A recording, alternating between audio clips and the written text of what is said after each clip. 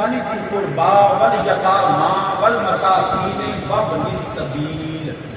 یہ ہے قرآن کہ مالک ہے کہاں ہوگا, کون کون لے سکتا ہے, اللہ اس کے رسول کے لیے ہے. اس کے بعد وَلِذِي الْقُرْبَى وہ نبی کے رشتہ داروں کے لیے ہے, وَالْيَتَامَى یتیموں کے لیے ہے, مسکینوں کے لیے ہے, وَابْنِ السَّبِيلِ اور راہ جاتے مسافر کا لنگر پانی میں چلتا ہے. یہ ہے قرآن.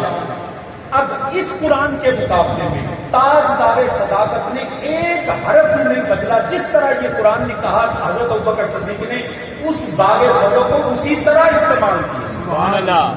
بات سمجھ رہے ہیں؟ میں اس لیے حدیث کی طرف نہیں جاؤں گا کہ میرے پاس سزا کا قرآن ہے. حدیث میں شہاب زہری کے جو الفاظ ہیں اس نے بد بیان کی. یہ جو بخاری کی حدیث ہے نا باغ فضل کی, اس میں راوی شہاب زہری ہے, یہ اس کی بد بیان کی ہے. میں بات جب قرآن سے واضح ہے تو ہم حدیث کو بھی بات میں دیکھیں گے. جب قرآن نے کہہ دیا کہ یہ خرچ ہوگا وَلِذِي الْقُرْبَى وَالْيَتَامَى وَالْمَسَاكِينِ وَابْنِ السَّبِيلِ, نبی کے رشتہ داروں کے لیے, بنو ہاشم کے لیے, نبی کے ازواج کے لیے, نبی پاک کی بیٹیوں کی بیٹی کے لیے, سب کی سرزادی, نبی پاک کی سیدہ زہرا کے لیے, زہرا کے بچوں کے لیے, یتیموں مسکینوں کے لیے, مسافروں کے لیے. ابو بکر صدیق نے قرآن کی شاعر پہ عمل کیا, عمر فاروق نے بھی اسی پہ عمل کیا, عثمان غنی نے بھی اسی پہ کیا, مولا علی نے بھی اسی پہ کیا. اب جب قرآن نے طے کر دیا, اب سوال یہ تھا کہ میری سیدہ کوئی عام خاتون نہیں تھی, وہ نبی کی بیٹی تھی, علی کی زوجہ. کیونکہ کچھ نافذی یہ سمجھتے تھے, ان کو میری سیدہ کو اتنا یقین دیا تھا کہ لوگ حق زہرا کی بات کریں گے, اور میری سیدہ نے سوال کیا کہ بتائیے اس مال کا فقط کا کرنا کیا ہے. میرے ابو بکر نے قرآن اور حدیث سنائی, اجتہاد نہیں کیا, نصیحت بھی کی, اور نبی کا فرمان بھی تھا کہ انبیاء کی وراثت جو ہے وہ دنیا کا مال نہیں ہوتا. یہ ابو بکر کا اجتہاد نہیں تھا, نبی کا فرمان سنا. اس میں اجتہاد ابو بکر کو صدیق نے بھی نہیں کیا. قرآن بھی واضح, حدیث بھی واضح, اور فرمایا میں اسی طرح استعمال کرتا جس طرح میرے آقا کرتے رہے, اور اسی طرح ہوتا رہا. اب سیدہ کا سوال حقیقت میں رافضیوں کو جواب تھا. اس کے بعد سیدہ نے سکوت فرمایا, رائے نہیں دی. سیدہ نے سکوت, اس سکوت کو رافضیوں نے کہا کہ سیدہ ابو بکر پہ ناراض ہوئی جو چوری کی, کہ سیدہ اس کے بعد ابو بکر صدیق سے بولی ہی نہیں. حالانکہ یہ جھوٹ رافضیوں نے لکھا, اور میری سیدہ ابو بکر صدیق سے نہیں, میری سیدہ نے باغ فتح کے حوالے سے سکوت فرمایا, اور ساری زندگی دوبارہ سوال بھی نہیں کیا. یہ ہے حقیقت میں مسئلہ. اب اس سکوت کو اگر کوئی کہے کہ سیدہ زہرا نے رات کو جنازہ تھا اور ابو بکر صدیق کو بتایا نہیں, جیسے رافضی کہتے ہیں, سنی رافض کا رد کرتے ہیں. بات سنو بڑی توجہ سے. سیدہ پاک کی جب طبیعت نامبارک ناساز کی, ان کی تیمارداری کون کرتا تھا؟ جو پوچھو جا کے رافضی, ان کی خدمت میں کون تھا؟ حضرت ابو بکر صدیق کی زوجہ اسماء بنت امیس رضی اللہ عنہا. وہ سیدہ پاک کی تیمارداری کرتی تھی. اور یہ جو آپ کے جنازہ مبارک کا تصور تھا نا کہ اوپر سے قبر کر دی جاتا ہے, یہ مشورہ حضرت بنت امیس کا ابو بکر صدیق کی زوجہ کا. تو یاد رکھیے, اگر جو رافضی کہتے ہیں نا سیدہ ابو بکر نہ ناراض سی, جتنے بندے نہ ناراض ہوتے نا بی بی آپ کے خدمت نہیں کرتی. اس لیے سنیوں کا عقیدہ سچا ہے. میری سیدہ نے باغ فتح پہ سوال نہیں کیا. اب رہ گئی بات بہار شریعت کی. بہار شریعت والے جو ہے ان کی محفوظیت سیدہ پاک سے زیادہ نہیں ہے. ہم یہ کہتے ہیں بہار شریعت کے جو ہے لکھنے والے سے صاف ہو سکتا ہے, علماء سے صاف ہو سکتا ہے, مگر ابو بکر صدیق سے طرف خطا ہو سکتی ہے. سیدہ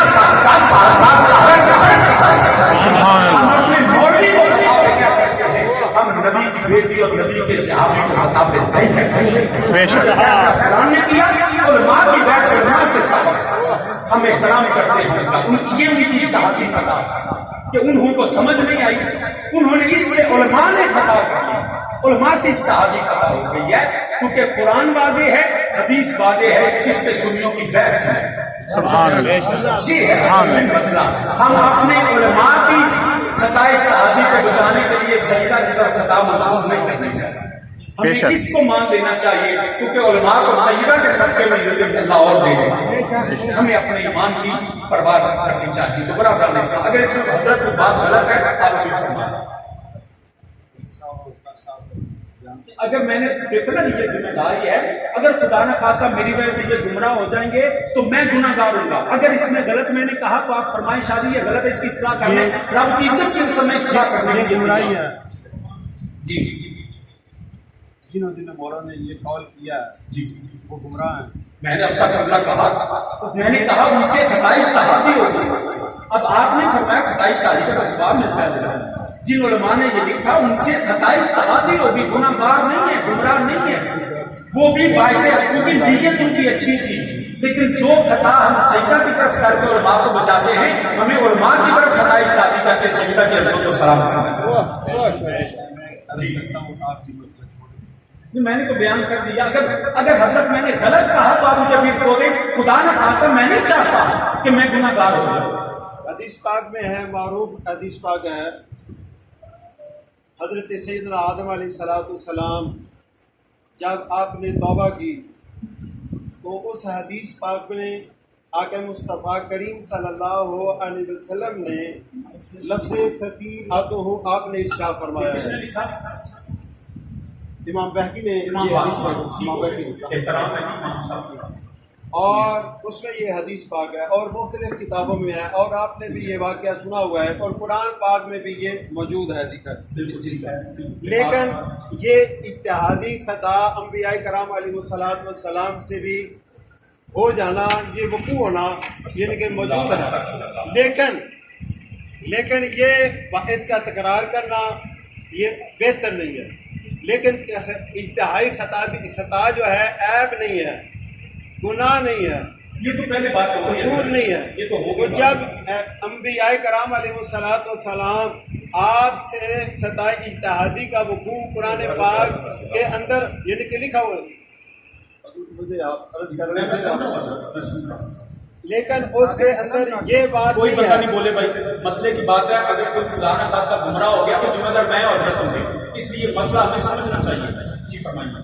میں عرض کر رہا ہوں خطا اجتہادی کا وقوع انبیاء کرام علیہ السلام بعد سے وقوع ثابت ہے, لیکن اجتہادی خطا جو ہے عیب نہیں ہے, گناہ نہیں ہے, اجتہاد ہوتا ہے, اس پر اجر ملتا ہے. بخاری شریف میں حدیث پاک ہے, نبی پاک صلی اللہ علیہ وسلم کا فرمان ہے, اگر مجتہد اجتہاد فرمائے اور اجتہاد اس کا درست ہے اس کو ڈبل اجر ملتا ہے, اور اگر اجتہاد کے اندر خطا باقی تو اس کو اکیلا ثواب ملے گا, پھر بھی گنہگار نہیں ہے, عیب نہیں ہے. میرے نزدیک حضرت نے فرمایا, ان کا مطالعہ کرنا ہوگا, میرے نزدیک انبیاء سے خطا کا وقوع ہوتا ہی نہیں. انبیاء معصوم ہیں, اصحاب و اہل بیت محفوظ ہیں. محفوظ سے وقوع ممکن ہے, انبیاء سے ممکن بھی نہیں ہے. یہی عقیدہ معصومیت ہے, فرق ہی ہے. میری بات سنیے, میں نے سنا, اب 2 منٹ بولے دیجیے. میرے نزدیک انبیاء علیہ السلام سے خطا کا امکان بھی نہیں ہے, وہ معصوم عن الخطا ہے. انبیاء کے بعد اہل بیت ہوں یا صحابہ رسول ہوں, وہ معصوم نہیں, وہ محفوظ ہے. محفوظ اور معصوم کا ایک جملے میں فرق سمجھ لیجئے. معصوم وہ ہے جس سے امکان خطا بھی نہ ہو, اور جو محفوظ ہوتا ہے اس سے امکان ہوتا ہے. یہ ہے اہل سنت کا عقیدہ. اگر میں نے یہ غلط کہا تو مجھے بھی فرما دیں. دوسری بات رہ گئی کہ جن انبیاء سے نعوذ باللہ اجتہادی خطا بالکل نہیں ہے, یہ علماء سے خطا اجتہادی نہیں ہے, انبیاء سے نہیں ہو گیا. میں اس کی مثال دیتا ہوں. سیدنا آدم علیہ السلام کا حضرت نے ذکر فرمایا, یاد رکھیے گا سیدنا آدم علیہ السلام سے قرآن نے کہا اس درخت سے قریب نہ جانا, فتکونا من الظالمین, تم ظالموں میں سے ہو جاؤ گے. حضرت آدم علیہ السلام درخت کے قریب گئے, جس کی وجہ سے نعوذ باللہ بعض ان کو خطا پہ نہیں تھا. یاد رکھیے گا میں اپنی بات کرتا ہوں, میں کسی کا ذمہ دار نہیں ہوں. میرے نزدیک حضرت آدم کی یہ خطا نہیں تھی, یہ آدم علیہ السلام کی خطا نہیں تھی. میں پھر کہتا ہوں اس درخت کے قریب جانا آدم علیہ السلام کی خطا نہیں تھی, نہ اس کو خطا ہمیں کہنا چاہیے. اس لیے نہیں تھی. میں آپ کو مثال دیتا ہوں. اگر میں کسی کو قتل کروں تو میں قتل کا مجرم ہوں, مجھے سزائے موت ملے گی. لیکن اگر جج کسی کو کہہ دے کہ اس کو پھانسی دے دو اور جلاد اس کو قتل کر دے تو نہ جج پہ پھانسی ہے نہ جلاد پہ پھانسی ہے. آدم علیہ السلام قرآن کہتا ہے فَأَزَلَّهُ الشَّيْطَانُ, بیڑا گرا وہ بھی شیطان کا ہوا ہے, آدم کا نہیں ہوا. قرآن کہتا ہے فَأَزَلَّهُ الشَّيْطَانُ, شیطان نے لغزش کی, رب نے آدم کی لغزش کا ذکر نہیں کیا یہاں پہ, شیطان کی لغزش کا ذکر کیا. اب رہ گئی بات کہ شادی کو قریب کیوں گئے, کیونکہ بظاہر حکم یہ تھا کہ آدم جو ہے تم نہ جانا, مگر قرآن کہتا ہے انی جاعل فی الارض خلیفہ, اللہ نے ان کو بنایا تھا زمین کے لیے, تو زمین پہ آنے کے لیے حکم بظاہر یہ تھا نہ جانا, رضا یہ تھی چلے جانا. جو بات گناہ وہ ہوتا ہے, خطا وہ ہوتی ہے جو رضائے خدا کے خلاف ہو. یہاں پہ ایک منٹ بات کر لیجیے, یہاں پہ رضائے خدا کے خلاف نہیں تھا. اس کی مثال میں پھر دیتا ہوں قرآن سے. حضرت موسیٰ علیہ السلام اور حضرت خضر علیہ السلام دونوں گئے, خضر علیہ السلام نے ڈھونڈے کو قتل کر دیا. قرآن نے کہا نفس زکیہ, یہ بچہ قتل ہوا, بے گناہ مار دیا. حضرت موسیٰ نے کہا مگر کوئی شخص ہے قانون موسوی میں بظاہر صورت میں وہ نظر آتی تھی, حقیقت میں خضر پہ قتل نہیں تھا, وہ خدا کی رضا تھی. تو بات یہ ہے بھائی, بعض چیزیں صورت میں نظر آتی ہیں, حقیقت میں نہیں ہوتی ہے. کہ ہم جیسے کو صورت میں آدم کی خطا نظر آتی ہے, حقیقت میں آدم علیہ السلام نہ خطا پر تھے نہ ہے. حضرت آدم سے خطا کا امکان بھی نہیں. اب آپ نے خطا بمانا گناہ یہ آپ جی میں نے اجتہادی کی بات کی. آدم دیکھیں, یہ مرزا جیل میں نے اسی بات پہ کہا کہ اگر خطا ہو سکے, انہوں نے اس نے بما ینطق والی آیت پڑھی, بما ینطق عن الہوا, اس آیت کو پڑھ کے اس نے کہا کہ صرف نبی کا قرآن جو ہے اس پہ خطا نہیں ہے, باقی ہر جگہ پہ ہو سکتی ہے. کیا یہ مان لیں گے؟ اور ماننے کو شرع قاعدہ نفسیہ میں لکھا ہے, بعض نے لکھا ہے کہ اعلان نبوت سے پہلے ہو سکتی ہے. میں اس قول کا قائل ہوں, قول تو دونوں ہے, میں اس قول کا قائل ہوں کہ امکان خطا بھی نہیں ہے. انبیاء سے غیر نبی سے ہے, چاہے اہل بیت ہو یا صاحب. اگر اس میں غلط ہے تو آپ فرما دیجیے, آپ کے پاس وقت ہے.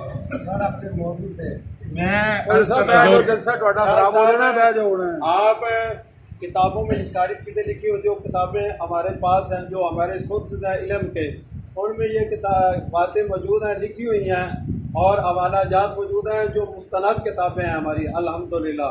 مفتی عامیہ خان نعیمی رحمۃ اللہ گجراتی, آپ بہت بڑے مفسر ہوئے ہیں, اہل سنت والجماعت کے مستند عالم دین ہیں, انہوں نے اس چیز کا ذکر کیا ہے. اور مولانا نعیم الدین مراد آبادی رحمۃ اللہ تعالیٰ خزان العرفان میں قرآن کے مقابلے میں آپ علماء کی رائے کو ترجیح دیں گے, اس کا ذکر کیا ہے. صرف اتنی بات بتا دیجیے, قرآن کے مقابلے جو جلسہ خراب ہو جانا قرآن کے مقابلے میں علماء کی رائے کو ترجیح شاہ صاحب آپ ایک بندے کی سیاست کے لیے بڑا بھی 20-25 کلپ جیسا بھی سنے ہیں. لا حول ولا قوت الا باللہ العلی العظیم. اگر ہم سے کوئی خطا ہو جائے اللہ ہم سے معاف. حضرت کی بھی نیت اچھی ہے, ان کو جو انہوں نے سمجھا وہ انہوں نے بیان کیا, جو میں نے سمجھا وہ میں نے بیان کیا. اللہ ہمیں سکھائے سنت یہ بھی سننی ہے, ہم بھی سننی ہے. یہ اختلاف رائے ہے. حضرت حضرت محسیات رحمۃ اللہ علیہ حضرت غزالی زمان کے درمیان اختلاف اس بات پہ تھا. ایک حضرت جبریل امین کو انبیاء کے لفظ سمجھتا تھا, ایک جو ہے وہ حضرت بکر صدیق. تو اس بات پہ دونوں کی رائے تھی, دونوں احترام بھی کرتے تھے. نعرے تکبیر, نعرے رسالت, نعرے تحقیق, نعرے حیدری, شہدائے کرب و بلا. تو میرے نزدیک میں اپنی بات کا حضرت کا موقف اپنا, اور میں ان کو سنی بھی سمجھتا ہوں, ان کی توہین بھی نہیں کرتی. ان کی رائے اختلاف رائے ہے تو میں آسانی نہیں کرتا. میرے نزدیک جو میں نے پڑھا, حضرت سیدہ بھی بے خطا تھی, حضرت ابو بکر صدیق بھی بے خطا تھی. اب جو روایات میں آیا تو ہم راوی کو خطا پہ کہہ سکتے ہیں, ان دونوں شخصیات کو خطا اجتہادی بھی نہیں کہہ سکتے. امکان ہے ان سے, میں امکان کا انکار نہیں کرتا, کیونکہ غیر نبی ہیں, اہل بیت ہوں یا صحابہ, امکان ہے, مگر میرا رب ان سے اس طرح وقوع ہونے نہیں دیتا.